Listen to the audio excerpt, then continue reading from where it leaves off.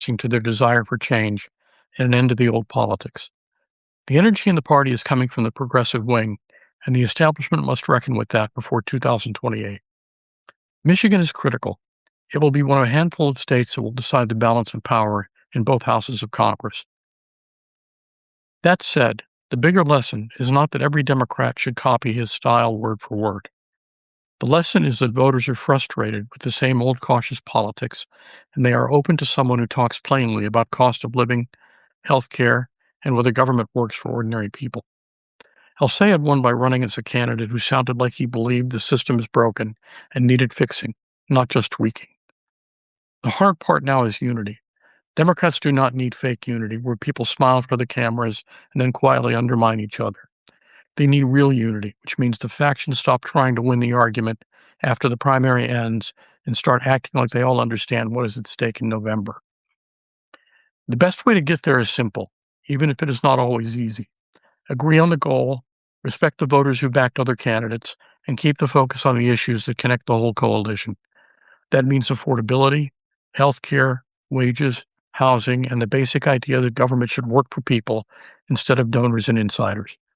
If Democrats can stay disciplined on those themes, they have a chance to hold together progressives, moderates, labor voters, younger voters, and suburban voters who are tired of chaos. They also need to stop treating internal disagreement like a moral crime. Primaries are supposed to settle questions, not create permanent enemies. A serious party does not spend the fall relitigating the spring. It takes the nomination and turns outward toward the general electorate. Beating Mike Rogers will require all of that and then some. Rogers is a familiar Republican operator with Trump world baggage, and Democrats should make sure voters see him as part of the same exhausted politics they are trying to leave behind. The race should be framed as a choice between a candidate focused on ordinary people and a Republican who is aligned with the same hard-right ecosystem that keeps producing dysfunction, election denial, and culture war noise. El-Sayed's campaign should stay anchored on bread and butter issues. If the race becomes a seminar about ideology, Rogers benefits.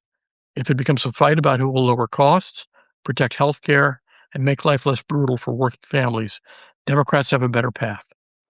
At the same time, El-Sayed has to reassure the middle of the electorate that he is not running just to make a point. He needs to sound serious, steady, and focused on governing because swing voters in Michigan are not looking for slogans. They are looking for someone who seems ready to deal with real problems. Just as important, he needs to build bridges to Stevens' supporters, the African-American community, and rural voters who may harbor a mistrust of him. The campaign should also be careful not to let any one issue drown out the broader message. The Israel debate helped shake the primary, but the general election has to be about Michigan first. If Rogers can turn the race into a referendum on division inside the Democratic coalition, he gains ground. If Democrats keep the focus on working people and local priorities, they make it much harder for him to define the contest. In the end, El-Sayed's win is important because it gives Democrats a chance to prove they can do two things at once: embrace a candidate with real energy and still build a broad enough coalition to win statewide. They can unite around a clear, practical message and avoid the usual circular firing squad that can make Michigan a fight Rogers does not want.